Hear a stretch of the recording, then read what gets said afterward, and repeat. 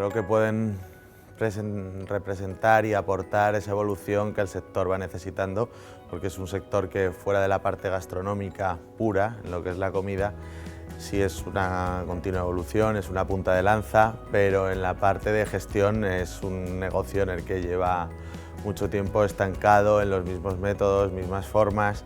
y creo que esa frescura y esas ganas con las que venimos es las que pueden representar un cambio en toda esa parte. Yo dentro de mi restaurante espero que sea siendo igual.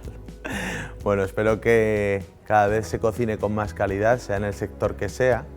y que no implique siempre el precio en deterioro del producto y que consigamos que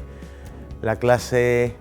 baja, media y todo tipo de hostelería que se haga, su identidad sea la calidad ante todo. Ganas.